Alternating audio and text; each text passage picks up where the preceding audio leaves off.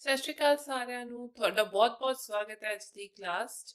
ਮੈਂ ਉਮੀਦ ਕਰਦੀ ਹਾਂ ਤੁਸੀਂ ਆਪਣੀ ਸਿਹਤ ਦਾ ਵਧੀਆ ਧਿਆਨ ਰੱਖ ਰਹੇ ਹੋਵੋਗੇ ਤੇ ਪੜ੍ਹਾਈ ਵੀ ਵਧੀਆ ਚੱਲ ਰਹੀ ਹੋਏਗੀ। ਆਪਾਂ ਸ਼ੁਰੂ ਕਰਨ ਜਾ ਰਹੇ ਹਾਂ ਚੌਥੀ ਜਮਾਤ ਦਾ ਚੌਥਾ ਪਾਠ ਕਵਿਤਾ। ਇਹ ਹੈਗੀ ਹੈ ਇੱਕ ਕਵਿਤਾ, ਤਾਂ ਆਓ ਸ਼ੁਰੂ ਕਰਦੇ ਹਾਂ, ਇੱਕ ਵਾਰ ਪੜ੍ਹ ਕੇ ਦੇਖਦੇ ਹਾਂ।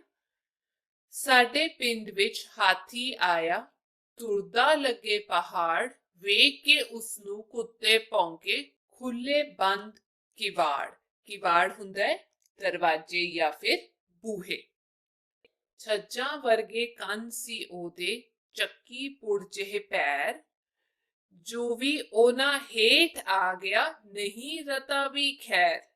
ਪੇਟ ਭਰਨ ਲਈ ਟੱਪ ਗਿਆ ਉਹ ਹਰੇ ਖੇਤ ਦੀ ਵਾੜ, ਮੂੰਹ ਚੋਂ ਨਿਕਲੇ ਦੰਦ ਜਿਵੇਂ ਦੋ ਲਿਸ਼ਕਦੀਆਂ ਤਲਵਾਰਾਂ, ਅੱਖਾਂ ਤੋਂ ਸ਼ਰਮਾਕਲ ਜਾਪੇ ਜਦ ਮੈਂ ਝਾਤੀ ਮਾਰਾਂ। ਤੁਰਦਾ ਬੇਪਰਵਾਹਾਂ ਵਾਂਗੂ ਸਿਰ ਤੋਂ ਬੋਝ ਉਤਾਰ, ਲੰਮ ਸੁਲੰਬੀ ਸੁੰਡ ਸੀ ਉਹਦੀ, ਹੋਵੇ ਜਿਵੇਂ ਸਰਾਲ, ਇੱਕੋ ਵਾਰ 'ਚ ਖੱਬਾ ਚਾਰਾ ਪੁੱਟ ਲਵੇ ਉਸ ਨਾਲ। ਕੁਝ ਨੂੰ ਤਾਂ ਉਹ ਨਿਗਲ ਗਿਆ ਸੀ, ਕੁਝ ਨੂੰ ਗਿਆ ਲਿਤਾੜ, ਪਰ ਸੁੰਡ ਫੁਆਰੇ ਛੱਡੇ ਜਦੋਂ ਨਹਿਰ ਵਿੱਚ ਨਾਵੇ, ਇਉਂ ਲੱਗਦਾ ਸੀ ਨਾ ਕਿ ਉਸਨੂੰ ਮਜ਼ਾ ਬੜਾ ਹੀ ਆਵੇ। ਪਲ ਵਿੱਚ ਉਸਨੂੰ ਭੁੱਲ ਗਿਆ ਸੀ ਤਪਦਾ ਪੱਕਦਾ ਹਾੜ। ਸਾਡੇ ਪਿੰਡ ਵਿੱਚ ਹਾਥੀ ਆਇਆ, ਤੁਰਦਾ ਲੱਗੇ ਪਹਾੜ, ਵੇਖ ਕੇ ਉਸਨੂੰ ਕੁੱਤੇ ਭੌਂਕੇ, ਖੁੱਲੇ ਬੰਦ ਕਿਵਾੜ। ਆਓ ਹੁਣ ਇਹਨੂੰ ਸਮਝ ਲੈਂਦੇ ਹੈਗੇ ਆ ਕਵਿਤਾ ਨੂੰ। ਸਾਡੇ ਪਿੰਡ ਦੇ ਵਿੱਚ ਇੱਕ ਹਾਥੀ ਆਇਆ, ਇੰਜ ਲੱਗ ਰਿਹਾ ਸੀ ਜਿਵੇਂ ਪਹਾੜ ਆਪ ਤੁਰ ਕੇ ਆਇਆ ਹੈ, ਤੇ ਉਹਨੂੰ ਵੇਖ ਕੇ ਸਾਰੇ ਕੁੱਤੇ ਭੌਂਕਣ ਲੱਗ ਪਏ, ਦਰਵਾਜ਼ੇ ਜਿਹੇ ਖੋਲ ਕੇ, ਬੂਹੇ ਖੋਲ ਕੇ। ਛੱਜਾ ਹੁੰਦਾ ਵੱਡੇ ਵੱਡੇ ਕੰਨ ਸੀ ਉਹਦੇ, ਆ ਦੇਖੋ ਵੱਡੇ ਵੱਡੇ ਕੰਨ ਸੀ। ਚੱਕੀ ਪੁੜ ਜਿਹੇ ਪੈਰ, ਚੱਕੀ ਪੁੜ ਹੁੰਦਾ ਆਟਾ ਪੀਣ ਵਾਲੀ ਜਿਹੜੀ ਚੱਕੀ ਹੁੰਦੀ ਹੈ ਉਹਦੇ ਪੁੜ, ਜੋ ਗੋਲ ਪੱਥਰਾਂ ਦੇ ਰੂਪ ਵਿੱਚ ਹੁੰਦੀ ਹੈ। ਵੱਡੇ ਵੱਡੇ ਪੈਰ ਸੀ ਉਹਦੇ, ਜੋ ਉਹਦੇ ਹੇਠਾਂ ਆ ਗਿਆ ਉਹਦੀ ਜਮਾ ਖੈਰ ਨਹੀਂ। ਤੇ ਆਪਣਾ ਪੇਟ ਭਰਨ ਦੇ ਲਈ ਉਹ ਹਰੇ ਖੇਤ ਦੀ ਜਿਹੜੀ ਵਾੜ ਹੈ, ਕੰਧ ਹੈਗੀ ਹੈ, ਉਹ ਵੀ ਟੱਪ ਗਿਆ। ਉਹਦੇ ਮੂੰਹ ਦੇ ਵਿੱਚੋਂ ਆ ਦੇਖੋ ਦੋ ਦੰਦ ਇਵੇਂ ਲਿਸ਼ਕ ਰਹੇ ਸਨ ਜਿਵੇਂ ਚਮਕਦੀਆਂ ਤਲਵਾਰਾਂ। ਤੇ ਜਦ ਮੈਂ ਉਹਦੇ ਵੱਲ ਝਾਤੀ ਮਾਰਦੀ ਆ ਜਾਂ ਮਾਰਦਾ ਸੀ, ਇੰਜ ਅੱਖਾਂ ਤੋਂ ਜਾਪਦਾ ਸੀ ਉਹਦੇ ਵੀ ਉਹ ਬਹੁਤ ਜ਼ਿਆਦਾ ਸ਼ਰਮੀਲਾ ਜਿਹਾ ਹੈਗਾ, ਸੰਗ ਜਾਣ ਵਾਲਾ ਜਾਨਵਰ ਹੈਗਾ, ਤੇ ਉਹ ਬੇਫਿਕਰ ਬੇਪਰਵਾਹ ਜਿਹਾ ਹੋ ਕੇ ਇੱਧਰ ਉੱਧਰ ਤੁਰਦਾ ਹੈਗਾ। ਉਹਦੀ ਲੰਬੀ ਲੰਬੀ ਸੁੰਡ ਹੈਗੀ ਹੈ ਤੇ ਇੱਕੋ ਵਾਰ ਦੇ ਵਿੱਚ ਉਹ ਬਹੁਤ ਸਾਰਾ ਚਾਰਾ ਚੱਕ ਲੈਂਦਾ ਹੈ। ਖੱਬਾ ਦਾ ਮਤਲਬ ਹੁੰਦਾ ਹੈ ਦੋ ਹੱਥਾਂ ਵਿੱਚ ਜਿਹੜਾ ਫੜਿਆ ਜਾਣ ਜੋਗਾ ਸਾਬਤ ਚਾਰਾ ਹੁੰਦਾ ਹੈ ਜਾਂ ਪੱਠੇ ਹੁੰਦੇ ਆ। ਉਹ ਬਹੁਤ ਸਾਰਾ ਚਾਰਾ ਜਿਹੜਾ ਹੈ ਆਪਣੀ ਸੁੰਡ ਦੇ ਵਿੱਚ ਇੱਕੋ ਵਾਰ ਚੁੱਕ ਲੈਂਦਾ ਸੀ, ਪੁੱਟ ਕੇ ਫਿਰ ਖਾ ਲੈਂਦਾ ਸੀ।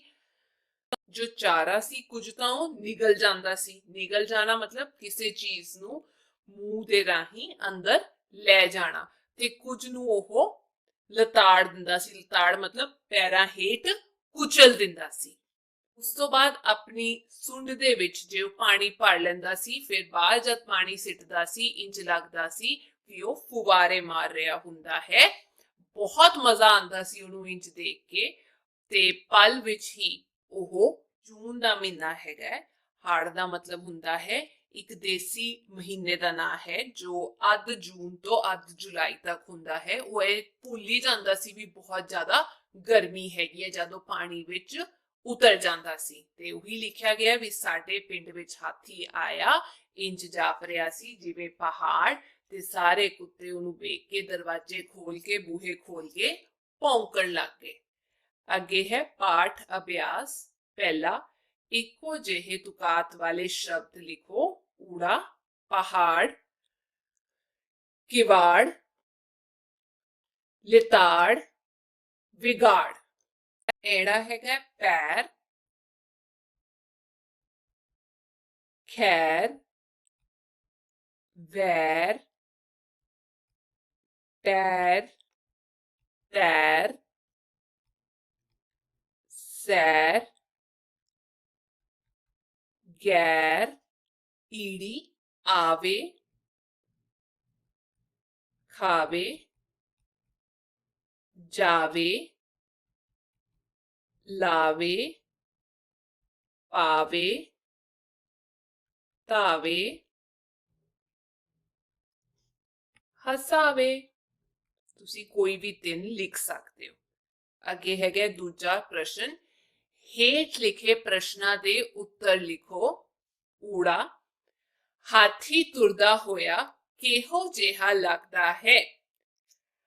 ਹਾਥੀ ਤੁਰਦਾ ਹੋਇਆ ਪਹਾੜ ਵਰਗਾ ਲੱਗਦਾ ਹੈ।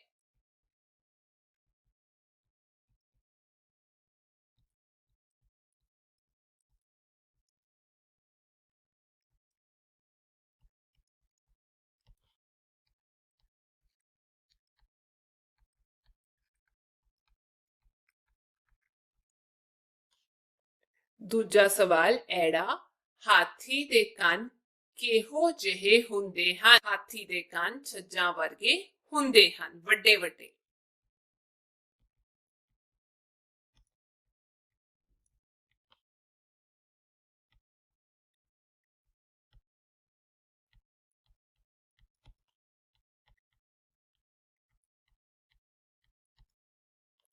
ਈੜੀ, ਹਾਥੀ ਦੇ ਮੂੰਹ ਚੋਂ ਨਿਕਲਦੇ ਦੰਦ ਕਿਵੇਂ ਲੱਗਦੇ ਹਨ?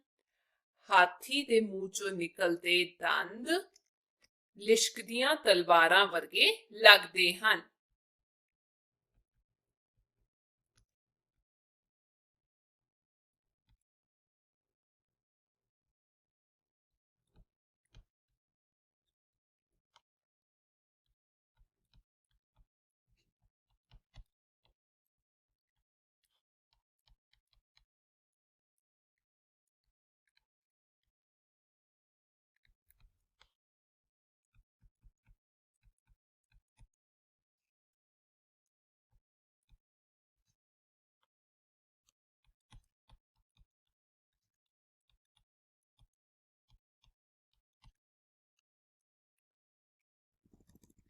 ਸੱਸਾ, ਹਾਥੀ ਦੀ ਸੁੰਡ ਕਿਹੋ ਜਿਹੀ ਹੁੰਦੀ ਹੈ?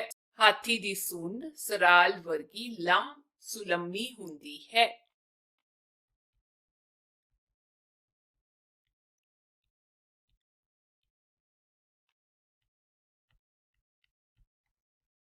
ਸਰਾਲ ਲੰਬੀ ਜਿਹੀ, ਕੋਈ ਭਾਰਾ ਸੱਪ ਹੁੰਦਾ ਹੈ।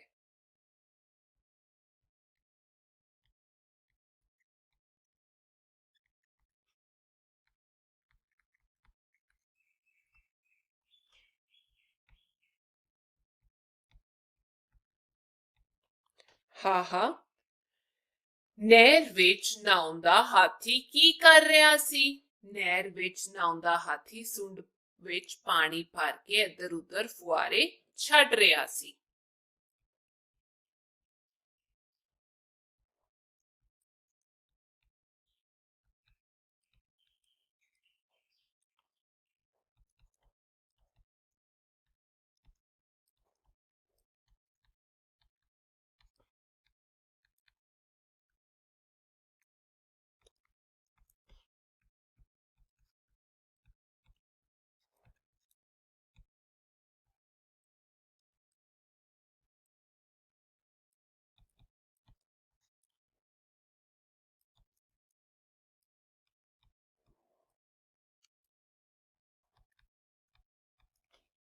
ਅੱਗੇ ਹੈਗਾ ਤੀਜਾ ਪ੍ਰਸ਼ਨ।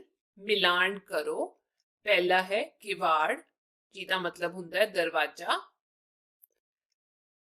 ਦੂਜਾ ਹੈਗਾ ਵਾੜ, ਵਾੜ ਦਾ ਮਤਲਬ ਹੁੰਦਾ ਹੈ ਖੇਤ ਵਾਲੇ ਲਾਈ ਕੰਡਿਆਲੀ ਵਾਲੀ ਤਾਰ। ਝਾਤੀ, ਵੇਖਣਾ। ਟੱਪ, ਛਾਲ ਮਾਰ ਕੇ ਲੰਘਣਾ। ਲਿਤਾੜ, ਕੁਚਲ ਦੇਣਾ। ਅੱਗੇ ਹੈ ਹਾਥੀ ਬਾਰੇ 10 ਵਾਕ ਲਿਖੋ। ਸਭ ਤੋਂ ਪਹਿਲਾਂ, ਹਾਥੀ ਧਰਤੀ ਤੇ ਰਹਿਣ ਵਾਲਾ ਇੱਕ ਵੱਡਾ ਜਾਨਵਰ ਹੈ।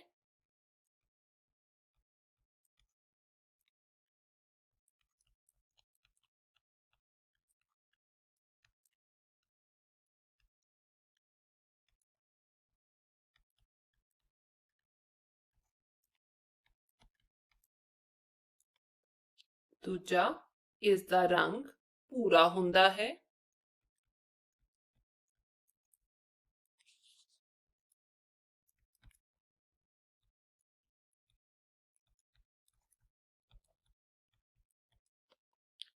ਤੀਜਾ, ਇਸ ਦੇ ਕੰਨ ਵੱਡੇ ਹੁੰਦੇ ਹਨ।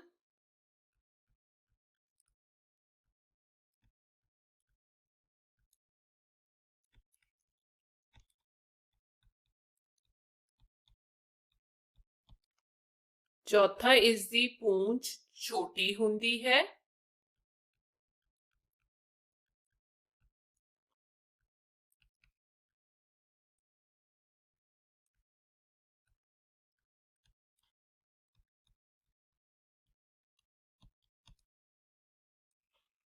ਪੰਜਵਾਂ, ਇਸ ਦੀ ਸੁੰਡ ਲੰਬੀ ਹੁੰਦੀ ਹੈ।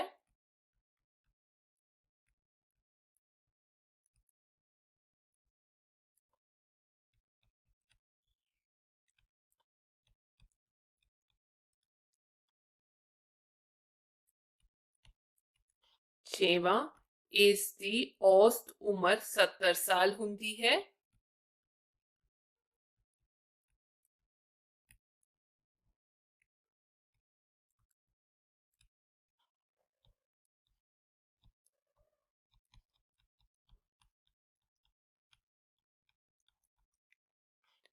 ਸੱਤਵਾਂ,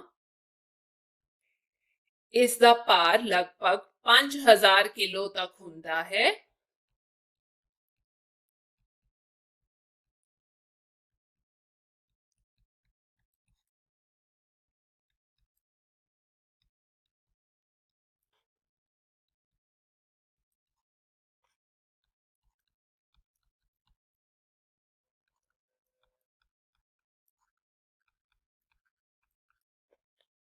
ਅੱਠਵਾਂ, ਇਸ ਦੇ ਦੋ ਚਮਕੀਲੇ ਦੰਦ ਹੁੰਦੇ ਹਨ।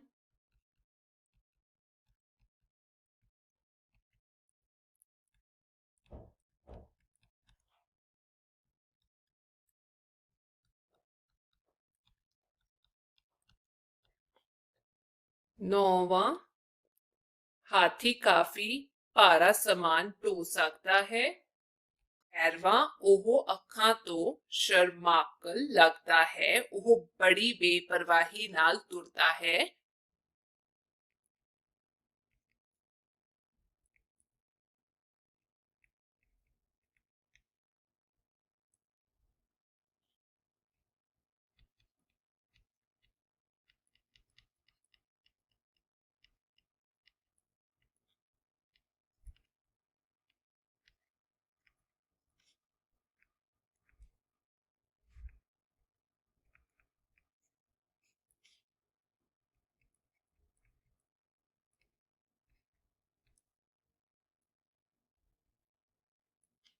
ਤੇ 12ਵਾਂ, ਜਦੋਂ ਉਸਨੇ ਚਾਰਾ ਖਾਣਾ ਹੁੰਦਾ ਹੈ ਤਾਂ ਉਹ ਵਾੜ ਟੱਪ ਕੇ ਹਰੇ ਭਰੇ ਖੇਤਾਂ ਵਿੱਚ ਵੜ ਜਾਂਦਾ ਹੈ।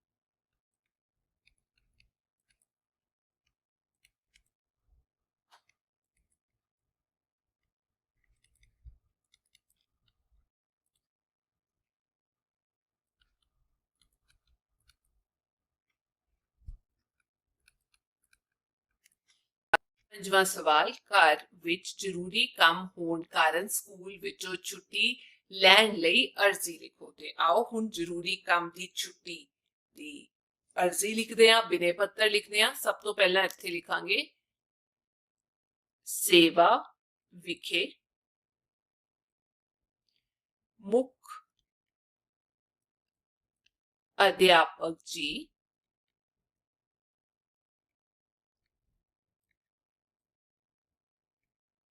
ਫਿਰ ਲਾਉਂਗੇ ਤੁਸੀਂ ਕੌਮਾ, ਜੋ ਸਕੂਲ ਦਾ ਨਾਮ ਹੈਗਾ ਸਰਕਾਰੀ ਮਿਸਟਲ ਸਕੂਲ, ਜਿੱਥੇ ਵੀ ਹੈਗਾ ਤੁਹਾਡਾ ਸਕੂਲ, ਕੌਮਾ, ਮੰਨ ਲਓ ਲੁਧਿਆਣਾ ਹੈਗਾ, ਆਪਾਂ ਲਿਖ ਦਾਂਗੇ ਲੁਧਿਆਣਾ।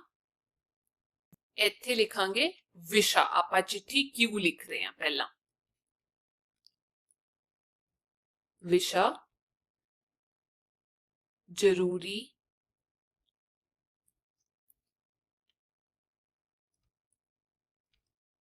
ਕੰਮ ਦੀ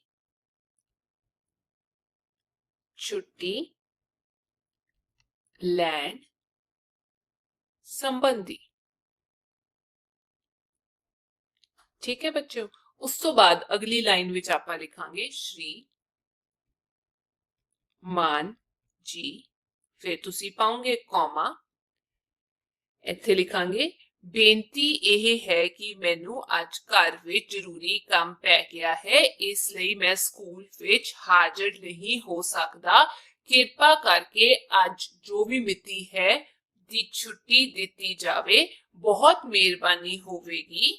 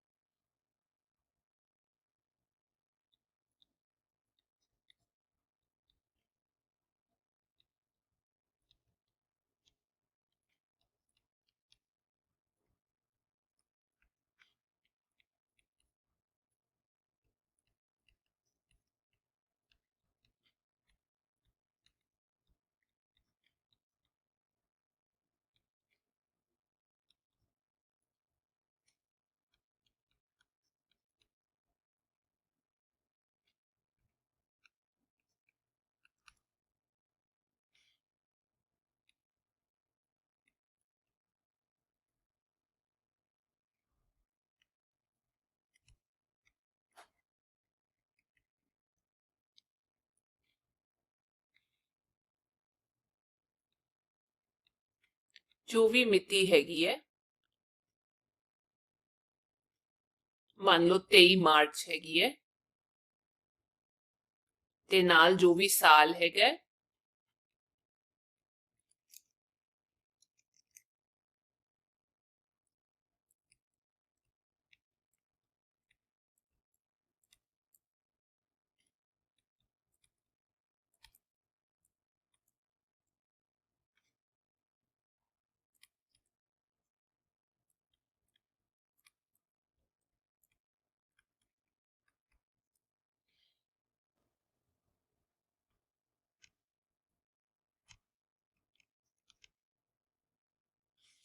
ਇੱਥੇ ਆਪਾਂ ਲਿਖਾਂਗੇ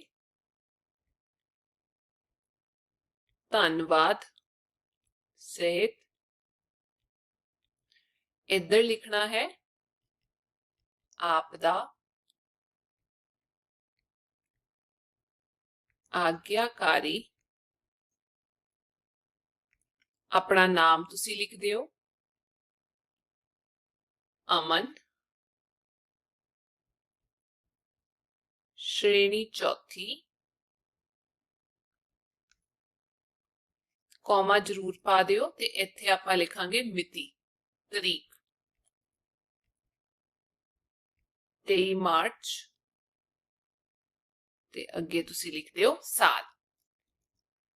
ਇੱਥੇ ਲਿਖਿਆ ਹੈ ਬਿੰਦੀਆਂ ਨੂੰ ਆਪਸ ਵਿੱਚ ਮਿਲਾਓ ਅਤੇ ਰੰਗ ਭਰੋ। ਆਓ ਕਰੀਏ।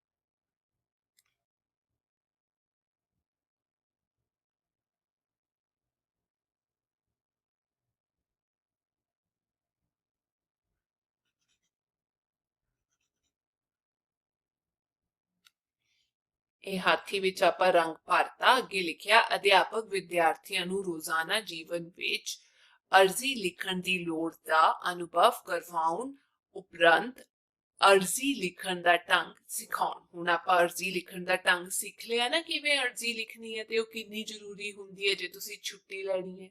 ਤੁਹਾਡੇ ਅਧਿਆਪਕ ਵੀ ਤੁਹਾਨੂੰ ਆਹੀ ਗੱਲ ਸਿਖਾਣਗੇ। ਇਹ ਸੀ ਅੱਜ ਦੀ ਕਲਾਸ ਤੇ ਮੈਂ ਉਮੀਦ ਕਰਦੀ ਹਾਂ ਤੁਹਾਨੂੰ ਵਧੀਆ ਲੱਗਿਆ ਹੋਵੇਗਾ।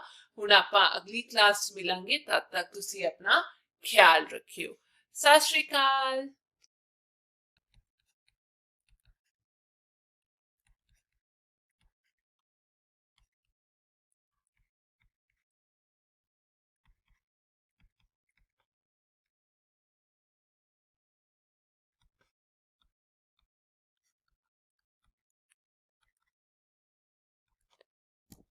10वां, हाथी एक समझदार जानवर भी है।